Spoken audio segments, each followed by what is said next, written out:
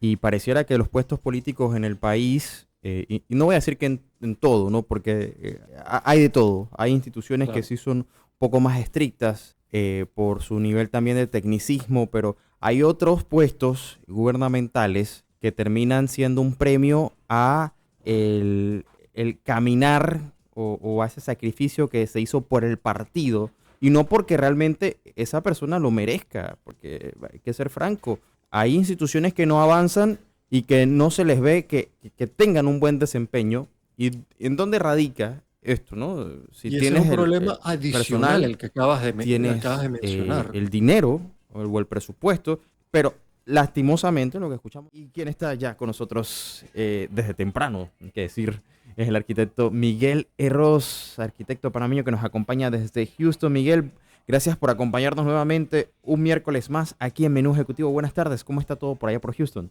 Súper bien, el placer es todo mío. ¿Me escuchas bien? Ay, como si estuvieras aquí al lado mío, Miguel, te comento. Excelente. Totalmente claro.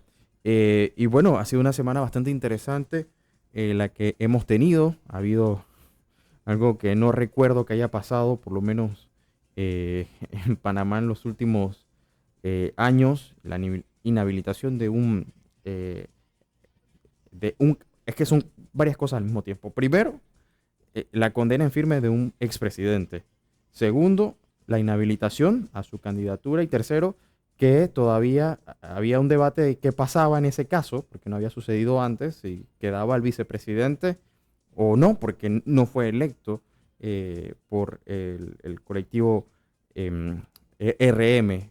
Al final, pues el tribunal dijo que quien tomaba el lugar iba a ser eh, el señor Mulino. Pero son muchas cosas al mismo tiempo, pero no vamos a hablar de eso, ¿cierto? Vamos a hablar un poco de algo que tú me propusiste que también me llamó mucho la atención, que es lo que es la verdadera independencia. Pero hay que decir algo, al que nos escucha, el arquitecto Miguel Herros es el autor del libro Estructuras para crear justicia, vanguardias del diseño constitucional. O sea, como arquitecto le pusiste un nombre así muy de construcción, ¿no? Cómo se construye. Pero al igual que las estructuras, hay que construir con las bases bien cimentadas. Así que, Miguel, coméntanos un poco de lo que hablaremos hoy. Tiene su fuerte parecido a la arquitectura en ese sentido. Y sí, y no es muy lejos del tema que estabas hablando sobre lo que está pasando con el expresidente que ahora ha sido inhabilitado.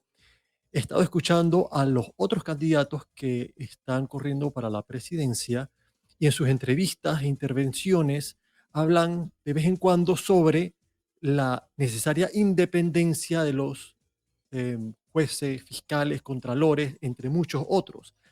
Pero a menudo, si no es que siempre en verdad, cuando tocan el tema de una manera u otra, la manera que están definiendo la palabra independencia es diferente a la manera que realmente deberíamos entenderla. Hablan de que ellos sí van a poner o a esto habilitar a jueces que son independientes, como si se tratara de una persona, algo adentro de la persona, una decisión personal, ser independiente o no. Y esto es, al final del día, una definición errada que nos lleva a entender mal el problema y la manera que ellos quieren que atacarlo es, el problema es que uno lo elija a ellos porque ellos van a poner a personas al final buenas. Y como ya sabemos, eso no funciona. Y tengo un buen relato que creo que te va a gustar sobre ese tema. Bueno, y me llama mucho la atención porque es como que, sí, la respuesta al problema que tenemos radica en que tenemos gente mala, gente con malas intenciones. Aquí cobra vida el famoso dicho de mejor malo conocido que bueno por conocer. En realidad Un, lo que deberíamos buscar es todo lo contrario, no arriesgarnos y sea bueno o malo, poner las reglas claras para que no salga a flote o no aflore esas segundas intenciones que Exactamente. no conocemos. El problema no está en la persona, puede ser que el problema esté en el sistema, en la forma en que escogemos de repente para garantizar la independencia. La independencia de los diferentes cargos. Y trayendo del tema anterior que estaban hablando sobre las mujeres y los problemas que tienen no solamente en trabajo, pero también de acoso sexual. Parece que en los Estados Unidos, la primera vez en toda su historia que la Armada ha llevado a un general mayor, bueno, un general punto, a corte marcial debido a que molestó a una mujer por acoso sexual. Lo están llevando a corte marcial. Pero es la primera vez en 230 años. Lo interesante de ahí es qué ocurrió para que llevaran a este general, Philip Stewart, a corte marcial.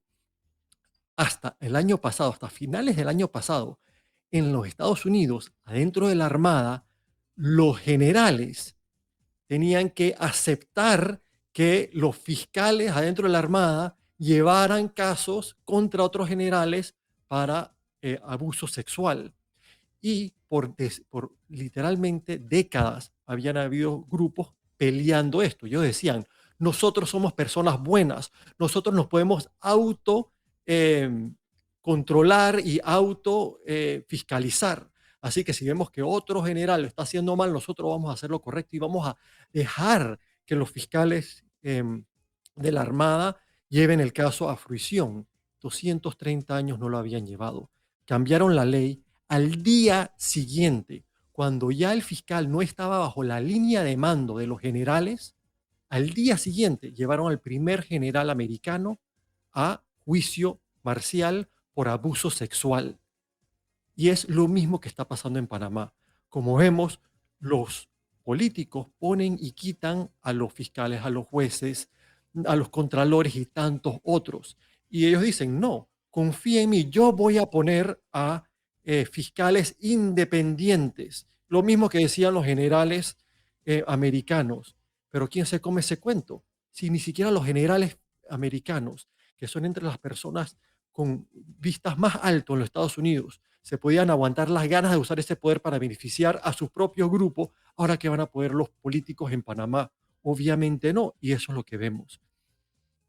Y para agregar otro punto, que también va por la misma línea, un diputado del PRD, si no me equivoco, ayer o hoy dijo que el PRD, no seas tonto, cuida tu trabajo, el próximo gobierno va a votar tu empleo, diciendo que hey, voten por nosotros para mantenerte en tu puesto. Pero la única razón que los votan cuando viene un gobierno nuevo no es para poner a los suyos. La razón que los votan es para poner a los suyos y controlarlos. Poner a gente que saben que no van a llevarle la contraria en sus intereses personales. Es un problema. Estos puestos deberían ser realmente independientes. Y la independencia no es una decisión personal de la persona, sino es una situación en la que es puesta. Si pueden ser de una manera u otra em, castigados o sus puestos pueden ser puestos en peligro si no hacen el querer de los políticos, pues factualmente no son independientes. Su bienestar depende del político, ergo tienen que hacerle beneficios a los políticos, tienen que em, llevarle, no pueden llevarle la contraria, tienen que llevarle su carga.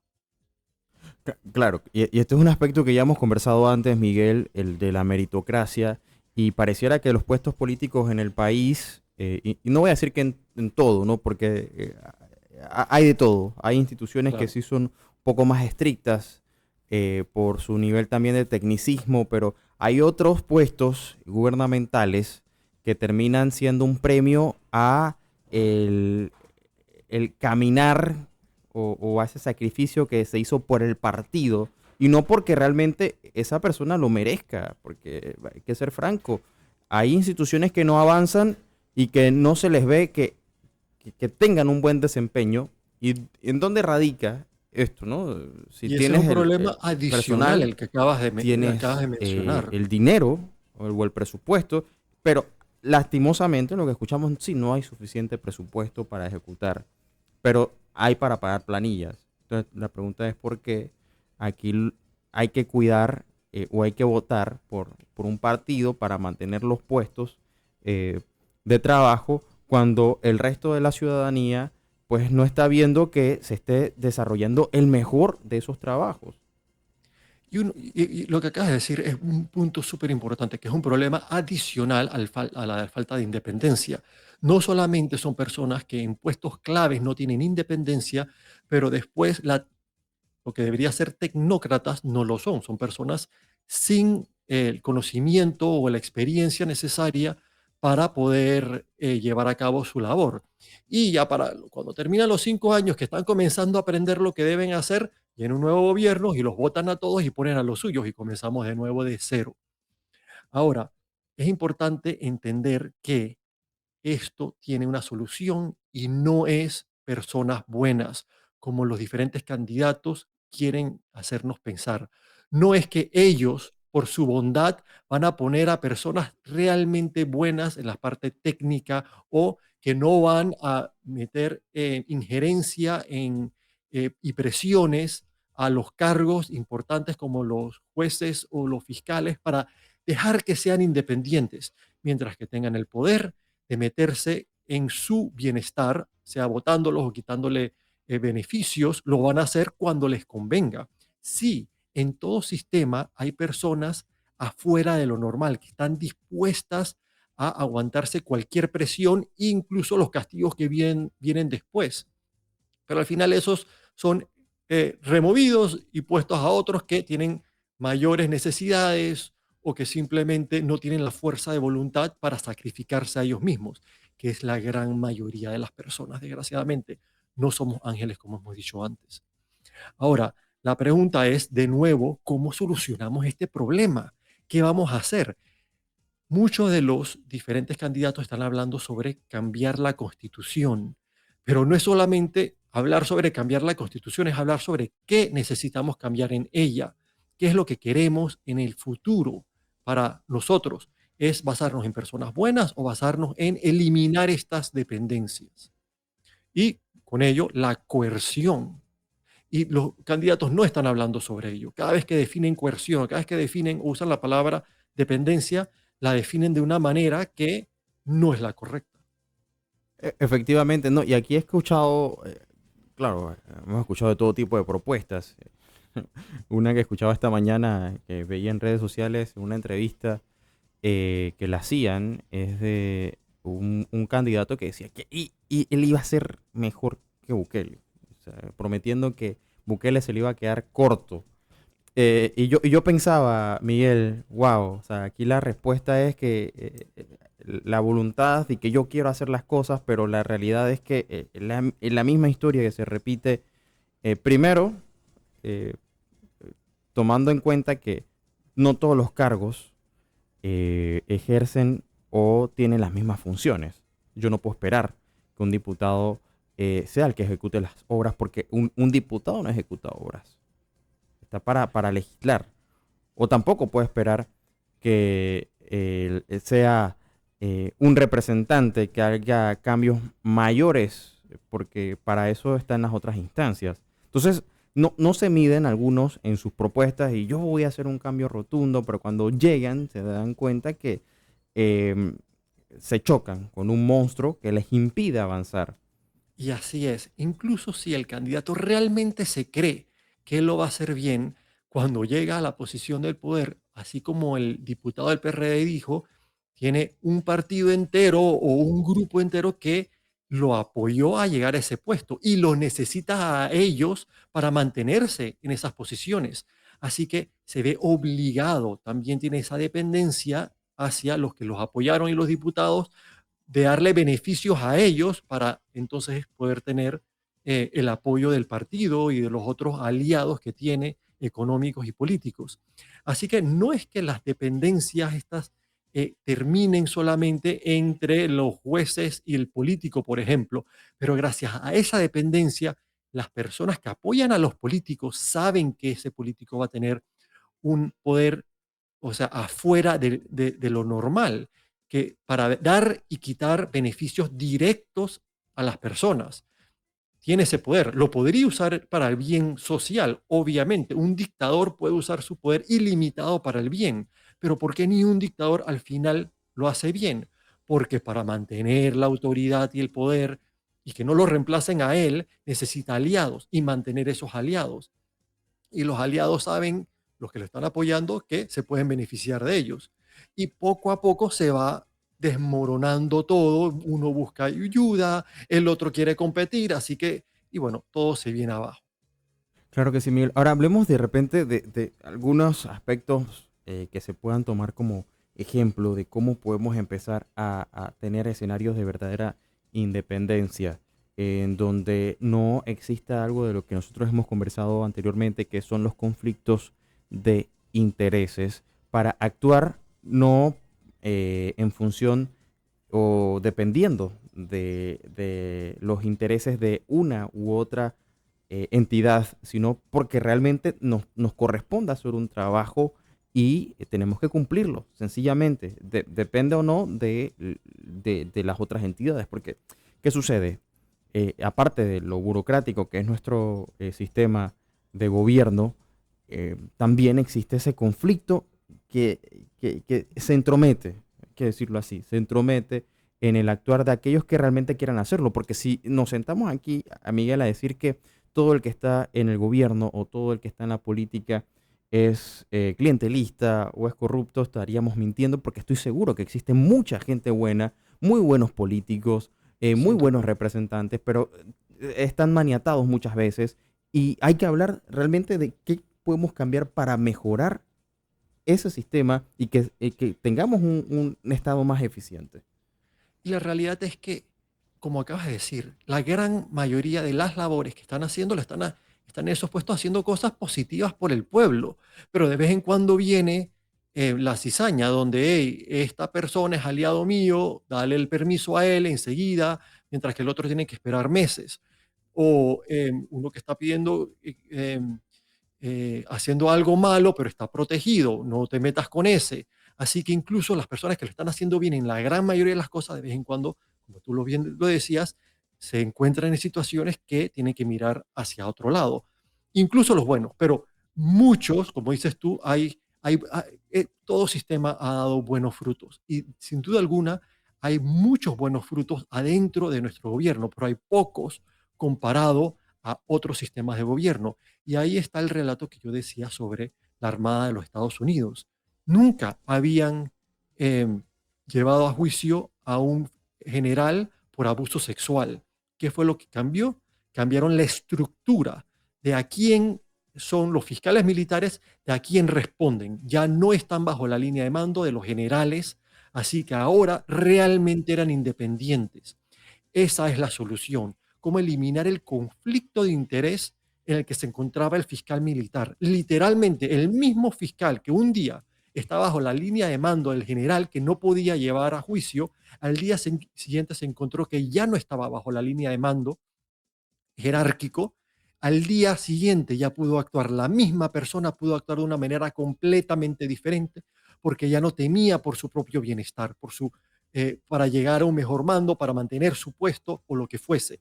Y comenzó a actuar de manera diferente dentro de 24 horas. Así mismo ocurriría en Panamá si llevamos estos cambios a la realidad.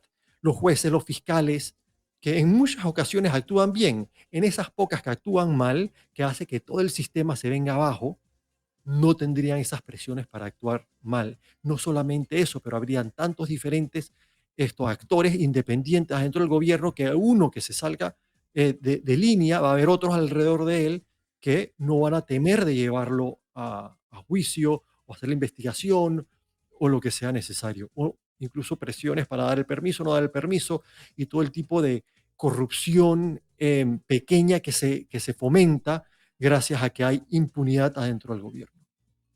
Claro que sí, Miguel. Y bueno, nos quedan prácticamente 2 minutos, pero uno de los aspectos que pudiéramos conversar más adelante, te lo pongo así sobre la mesa, es identificar cuáles son aquellos cambios que pudieran hacerse para empezar a eliminar esos conflictos de intereses puntualmente, ¿no? Y conocer qué no funciona en nuestra estructura constitucional y como lo hemos dicho aquí antes, varias de las propuestas de muchos de los candidatos a presidente están en hacer un llamado a una constituyente, a cambiar nuestra constitución.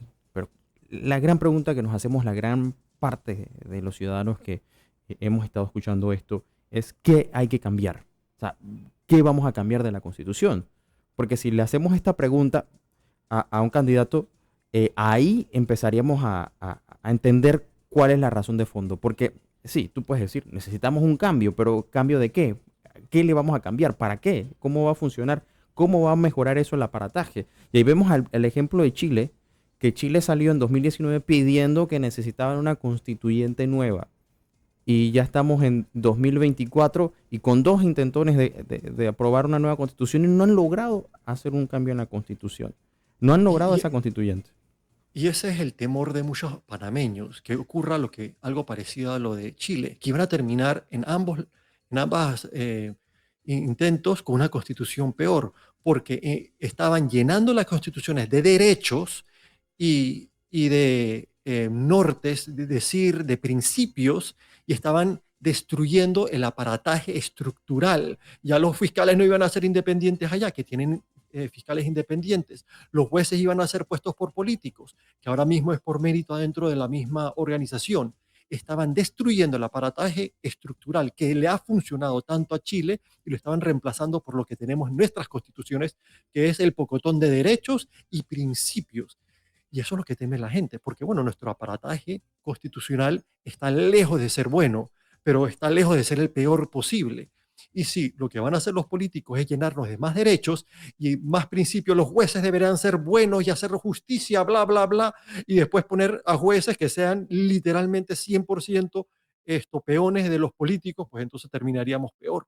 Así que hay que tener mucho cuidado y es, como tú dices, muy importante educarnos sobre cuáles son los cambios que empeorarían la Constitución y el aparataje gubernamental y cuáles son los que mejorarían la independencia, mejorarían la imparcialidad de los diferentes agentes para que puedan realmente ser libres de actuar basado en sus principios. Porque hacerle una lista de principios y después coactarlos o ponerles una situación que son fácilmente coercionados por los políticos es inútil. No poner ni un principio, pero dejarlos libres para que se puedan guiar por sus propios principios, es lo que ha resultado en los países que tienen justicia.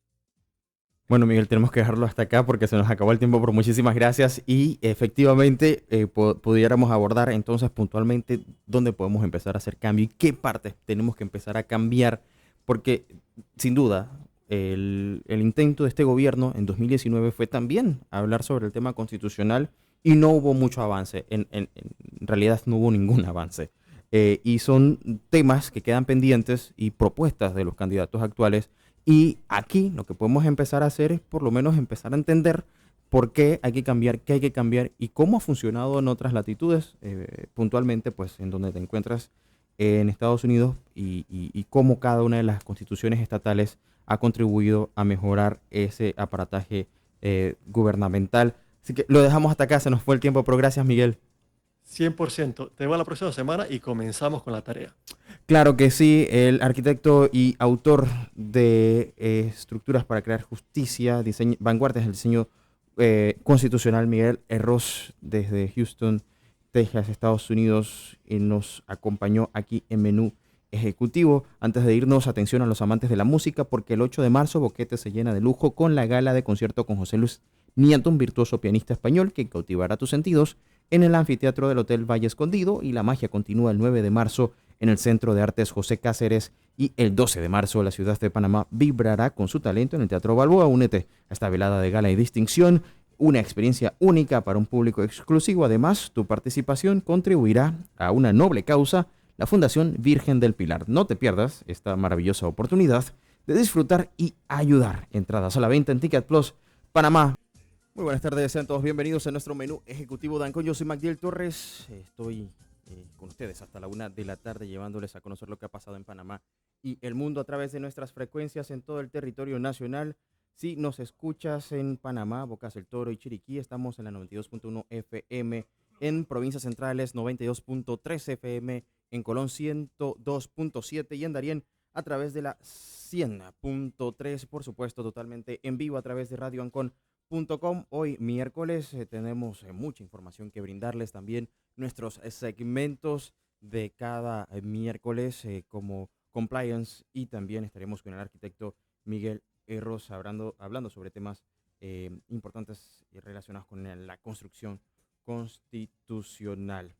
Hay que decirles también que más temprano estuvimos en una conferencia de prensa realizado por el Consejo de Servicios Internacionales de Panamá, COSIP, con una intención de dar a conocer que se le envió una carta formal al presidente de la República, Laurentino Cortizo, referente a el reciente anuncio hecho por la Unión Europea el pasado mes de febrero de mantener a el país en su lista negra de países no cooperadores.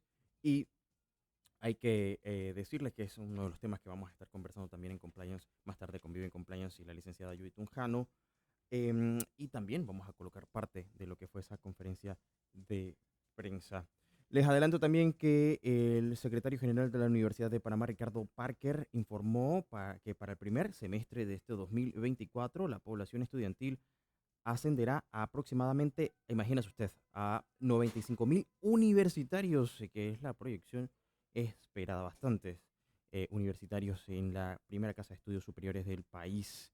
Parker explicó que la Dirección General de Admisión de la Universidad de Panamá tiene registrado a más de 36.000 estudiantes que aspiraron a ingresar y de ellos 27.000 han sido admitidos, ya que cumplieron con todos los requisitos para poder ser elegibles en las diferentes facultades. Según dijo, están esperando que de esos 27.000, al menos 23.000 vayan a ingresar formalmente a las 19 facultades, 10 centros regionales y 5.000 extensiones, con las cuales cuenta la Universidad de Panamá, según dijo el secretario general.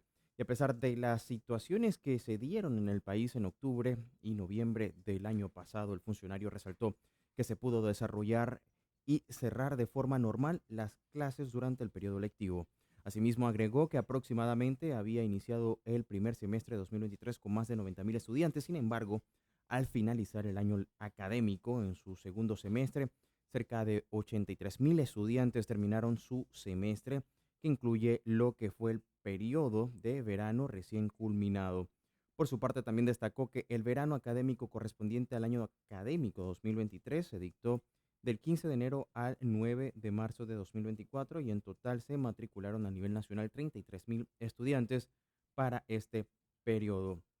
En cuanto a datos del año pasado, la matrícula del primer semestre ascendió a los 90.000 estudiantes con esta población nueva que va a entrar para el primer semestre de 2024 a iniciarse el próximo 25 de marzo. Va a ascender aproximadamente a 95.000 estudiantes, que es la proyección esperada. Y entre las carreras con mayor demanda están la de la Facultad de Administración de Empresas y Contabilidad, FAECO, Humanidades y Administración Pública, también las del área de salud como medicina, pero son facultades con cupos limitados. Y en cuanto a nuevas carreras que oferta la Universidad de Panamá y que inician desde este año 2024, están el técnico de seguridad informática forense, técnico en comunicación en inglés con lengua extranjera, licenciatura en filosofía e historia a dictarse en el Centro Regional Universitario de Coclé. La licenciatura de Comunicación Social en el Centro Regional Universitario de San Miguelito, licenciatura de Arquitectura, técnico en Arquitectura, licenciatura en Diseño Gráfico en el Centro Regional Universitario de Veraguas y en el campus central se abrió la licenciatura en Ciencias de Datos en la Facultad de Informática Electrónica y Comunicación. Actualmente, la Universidad de Panamá cuenta con un total de 311 carreras, 171 cursos de pregrado, 140 de posgrado, dictados en sus 19 facultades desde 1935 al 2023 y ha graduado aproximadamente de 311.988 profesionales. Una cantidad bastante interesante de egresados de la Casa Octavio Méndez Pereira. Son las 12:07 del mediodía, esto es Menú Ejecutivo.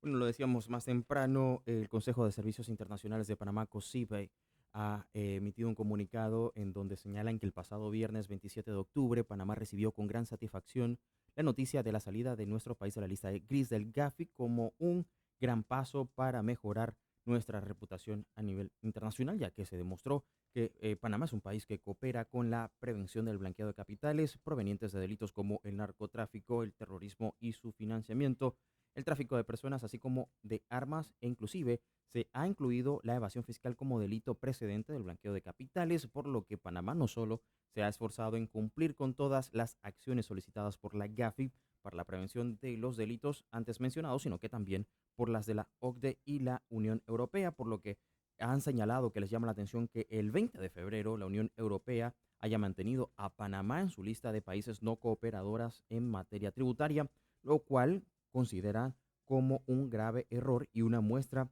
de que dichas entidades manejan información desactualizada sobre los avances en esta materia y lo que ha hecho Panamá. Fue parte de lo que se dijo en la conferencia de prensa. Vamos a escuchar declaraciones del presidente del COSIP, Moisés Cohen, refiriéndose precisamente a este tema de mantener a Panamá en su lista negra de países no cooperadores y por supuesto un tema que vamos a estar abordando en breve con nuestra especialista los miércoles, Judy Tunjano, sobre este tema de las listas grises y cómo esto afecta al país. Menú ejecutivo de Ancon con Magdiel Torres. Y bueno, básicamente hemos llamado en el día de hoy a esta conferencia de prensa porque estábamos todos muy contentos. El año pasado, en octubre, recibimos la noticia que Panamá salió de la lista del GAFI. Esa es una lista que trata sobre temas de prevención de lavado de activos principalmente. Así que de esa lista el gobierno panameño sabemos que hizo un esfuerzo muy grande, principalmente el Ministerio de Economía y Finanzas, para salir de ese listado y efectivamente lo logramos. Pero bueno, la dicha y la alegría duró poco porque ahora en este mes de febrero, el 20 de febrero, también recibimos la noticia que la Unión Europea mantiene a Panamá en su listado de países no cooperadores en materia tributaria. Entonces, eso nos llamó mucho la atención. Hay otra lista también de la Unión Europea en materia de prevención de lavado de activos, que también estamos, pero se espera, por la información que ha recibido el gobierno nacional, que de esta debemos salir. Al salir de la GAFI de prevención, debemos salir de la Unión Europea de prevención. Entonces, nos falta esta lista de países cooperadores o no cooperadores en materia tributaria. Entonces, allí hicimos un recuento y como ustedes saben, COSIP, el Consejo de Servicios Internacionales, es un tanque de pensamiento y nos reunimos siempre para ver cómo está la situación de Panamá en materia de servicios internacionales y nos pusimos a analizar la situación específica de cómo Panamá coopera o si no coopera en el tema tributario con otros países. Y en resumen, podemos decirle que Panamá intercambia información de manera automática con 77 países, información bancaria. Todos los bancos de Panamá, una vez al año, entregamos a la DGI, la Dirección General de Ingresos, todo el listado de todos los ciudadanos de 77 países, incluyendo la Unión Europea. O sea, Panamá le entrega a la DGI de Panamá y a su vez la DGI panameña entrega a la DGI de cada uno de los países europeos cuáles son los ciudadanos alemanes que tienen cuenta bancaria en Panamá, los ciudadanos franceses que tienen cuenta bancaria en Panamá, los ciudadanos españoles que tienen cuenta bancaria en Panamá. Entonces, eso es una gran transparencia y es una gran información que no todos los países se lo dan a la Unión Europea.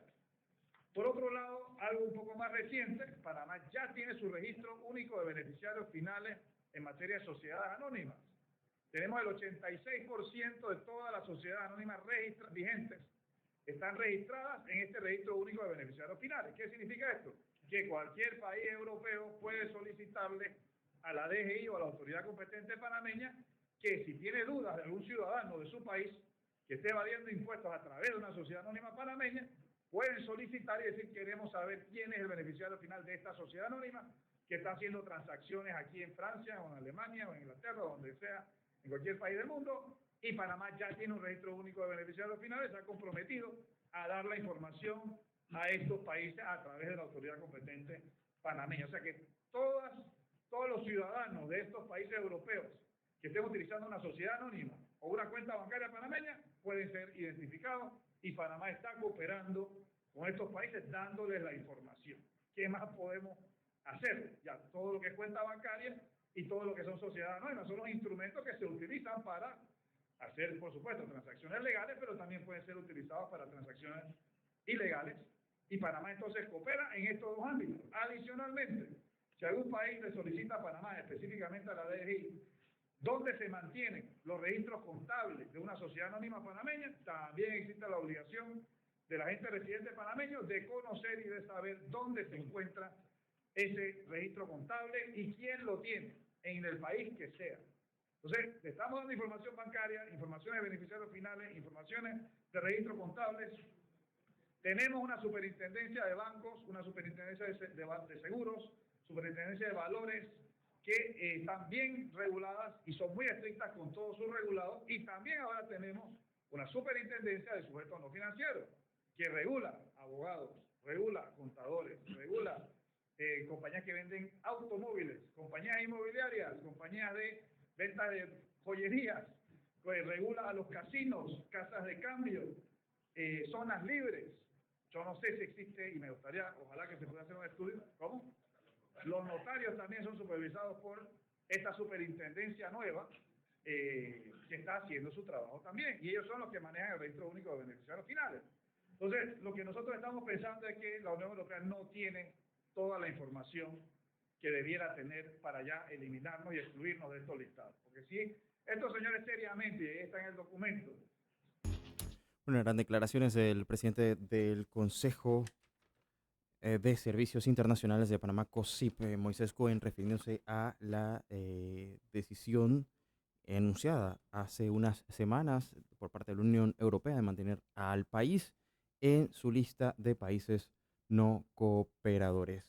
Y bueno, está con nosotros la licenciada y abogada Judy Tunjano, directora de Vive Compliance Magazine, con quien conversamos todos los miércoles para hablar precisamente de temas de compliance, involucrados todos estos aspectos que tienen que ver con el cumplimiento, muy relacionado también con lo que hablaba hace un momento el presidente del COSIP, Moisés Cohen. Bienvenida, gracias por acompañarnos. Feliz tarde aquí en Radio Ancon. Buenas tardes, ¿cómo estás, Judy? Tarde aquí en Radio Ancon. Buenas Judy. tardes. Sí, buenas tardes, Magdiel. Buenas tardes para todos quienes nos ven y nos escuchan. Un gusto estar nuevamente aquí con ustedes. Bueno, y teníamos un tema bien interesante porque este viernes 8 de marzo se conmemora el Día Internacional de la Mujer. Hablemos un poco también sobre el rol, ¿no?, de la mujer en el campo profesional. Así es, sí. Este 8 de marzo se celebra, o más que se celebra, porque esa es una palabra que no hay que utilizar, se conmemora el Día Internacional de la Mujer. Y precisamente hay que recordar por qué este día, ¿no? Y es el hecho de que hubo un movimiento histórico por los derechos de las mujeres y de la igualdad de género por allá en el siglo XIX, que precisamente ocurrió una tragedia un 8 de marzo en 1908 en Nueva York, en una fábrica textilera, en donde se produjo un incendio y murieron aproximadamente unas 120 mujeres, en su mayoría inmigrantes y jóvenes. Y este desastre, pues, en su momento puso en evidencia las terribles condiciones laborales a las que estaban expuestas las mujeres, así como la falta de protección y derechos laborales que ya en ese momento se estaban dando. Y a raíz de este suceso y de otras muchas injusticias que enfrentaban en ese momento las mujeres trabajadoras, se comenzaron a organizar grupos y movimientos en varios países que exigían mejores condiciones laborales, salarios justos, derechos políticos. Y hubo un hito que se dio en 1910 en el que durante la Segunda Guerra Mundial, la Segunda Conferencia Internacional de Mujeres, pues se estableció este día para conmemorar precisamente esta lucha, ¿no? La lucha por los derechos. Finalmente, pues este Día Internacional fue reconocido en 1911 y a partir de allí, pues anualmente se conmemora esta fecha, ¿no? Esta fecha se conmemora primero pues para celebrar los logros, el avance que estamos dando las mujeres en ciertos derechos que no eran reconocidos o que no son reconocidos todavía, y también para recordar las luchas, los desafíos que aún persisten, ¿no? En la búsqueda de la igualdad de género en todo el mundo. Es un día también para honrar la valentía y la determinación de todas estas mujeres que han luchado a lo largo de la vida y que continúan luchando para reafirmar ese compromiso en la construcción de un mundo más justo y más inclusivo para todos y todas. Y es que pues las cifras no son menores, ¿no? Se estima que más de 2 millones de personas son víctimas de la trata de personas, y de esas cifras la mayoría son mujeres. Además que la mitad de estas personas que son víctimas de trata de personas son menores de 18 años y son niñas, ¿no? Son mujeres. De acuerdo a los reportes que hace las Naciones Unidas contra la droga y el delito, que realiza un reporte global anual, señala que o calcula que de las 2/3 partes de las víctimas que se detectan de estos flagelos son mujeres, y el 79% están sometidas a explotación sexual. Y de ese porcentaje mundial, el 66% de las mujeres víctimas de este flagelo están en América Latina. Entonces es un problema gigante el que tenemos. La mayoría de los países ya han tipificado la trata de personas como un delito precedente, un delito fuente de lavado de activos, precisamente para tratar de frenar estas prácticas. Además, no tenemos que olvidar que en lo que va corrido el año, más de 60.000 personas, más de 60.000 migrantes han cruzado por el Darién, y que de ese número, ese alto número, la mayoría son mujeres que van marchando, que van caminando hacia una mejor vida, hacia una mejor perspectiva con sus niños. Entonces, específicamente sobre temas de compliance, ¿cuáles son los desafíos que tenemos desde el punto de vista del compliance o desde la perspectiva del compliance para precisamente erradicar la inequidad, erradicar la violencia y la desigualdad de género? Pues se utiliza este día precisamente para esto.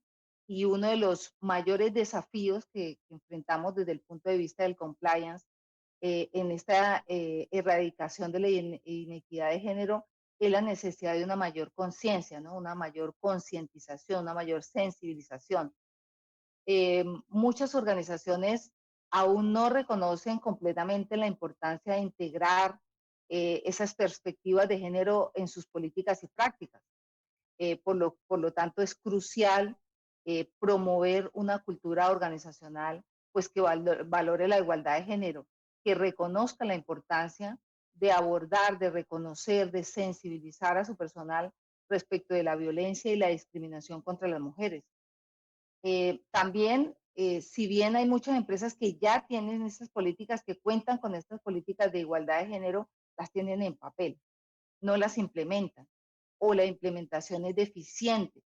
Entonces, es necesario pues que estas políticas se traduzcan en acciones, que se monitoreen de manera regular y que se apliquen de manera consciente en todos los niveles de la organización, no solamente que el presidente o que el gerente señale que es una organización inclusiva, sino que se reconozcan por actos que se definen dentro de estas organizaciones, que hayan canales de denuncia, por ejemplo, que hayan líneas éticas, como se conocen en algunas organizaciones, que exista la posibilidad de que la mujer pueda denunciar algún tipo de acoso, algún tipo de inequidad, algún tipo de injusticia que se comete en la organización por el simple hecho de ser mujer. Otro desafío importante es capacitar, ¿no? Capacitar a las mujeres y a los hombres también en cuestiones de género, en, en, en violencia de género.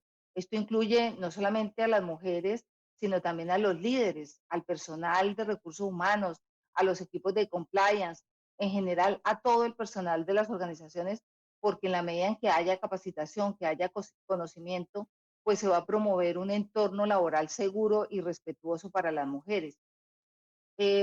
También desde el punto de vista del compliance en materia de género y violencia de género, sobre todo, se requiere hacer un monitoreo continuo, ¿no? Evaluar esas políticas porque lo que no se evalúa, no se sabe si está funcionando o no, no se sabe si está cumpliendo con la función que está, para lo cual está siendo creada. Entonces es importante evaluar las políticas, evaluar si efectivamente está dando los resultados por los cuales ha sido creada. Y por último, digamos, y para no extenderme, y no menos importante, pues es fundamental fomentar la colaboración, establecer alianzas con organizaciones, con agencias gubernamentales, con organizaciones no gubernamentales, con la sociedad civil, con las mismas entidades públicas. El Ministerio de la Mujer, por ejemplo, tiene varias iniciativas de paridad de género que son muy importantes conocerlas, eh, reconocerlas y utilizarlas en un momento determinado, ¿no? Claro Y que acá, sí. pues, digamos que sí. Sí, mira, y te hago una pregunta con respecto a lo que mencionabas de las políticas de igualdad de género. Estas no son de por sí obligatorias, ¿no? Pero hay una tendencia creciente a que exista en las empresas este tipo de políticas inclusivas. ¿Cuáles son, digamos, los beneficios que reciben las empresas que las aplican? Pues los beneficios son muchísimos. Está comprobado que el reconocimiento de la mujer en la implementación de ciertas políticas le da una perspectiva distinta, una perspectiva de trabajo en equipo, de conjunto, una perspectiva distinta a a la que tienen los hombres en las experiencias de la aplicación en las distintas organizaciones. Eh, entonces, en la medida en que la mujer haga parte no solamente de trabajos de mujeres, sino que haga parte o los que están reconocidos como trabajos de mujeres, porque ese es otro tema que se tiene que empezar a eliminar, ¿no? Ese tipo de sesgos de que hay profesiones que son para mujeres y profesiones que son para hombres, porque la mujer ya ha podido comprobarse que puede ostentar cualquier tipo de cargo. Entonces, en la medida en que se le dé la oportunidad a las mujeres de plantear o de estar en cargos distintos, pues la organización va a poder eh, beneficiarse de la sensibilidad y de la perspectiva que da a la mujer en este tipo de cargos. Claro que sí, Judy, nos quedan 5 minutos, pero no quería dejar pasar la fecha para hablar un poco acerca de este tema tan importante como lo es la aplicación de políticas que busquen también darle esa oportunidad a las mujeres y un poco lo que tú mencionabas también de los beneficios. Pero quiero cambiar un poco el tema y preguntarte, bueno, ahí hoy el Consejo de Servicios Internacionales de Panamá, COSIP, dio a conocer su postura y también la carta que envió al presidente Laurentino Cortizo con respecto a la decisión de la Unión Europea de mantener a Panamá en su lista negra de países no cooperadores. Así es, sí, el Consejo de Servicios Internacionales de Panamá, de COSIP, le envió una carta al presidente en la que pues manifiesta su preocupación porque Panamá se ha mantenido entre de esta lista de países no cooperantes en materia tributaria, porque es importante hacer la distinción que la de la Unión Europea es exclusivamente en materia tributaria, o sea, no tiene nada que ver con prevención de lavado de dinero ni financiamiento del terrorismo. Y como lo hemos comentado en otras ocasiones, pues tiene que ver con el sistema impositivo, el sistema tributario que Panamá aplica dentro de su territorio como un país autónomo e independiente, pues aplica una política, un sistema tributario de territorialidad, pero en este caso lo que la Unión Europea ha señalado es que no cumple con el intercambio de información.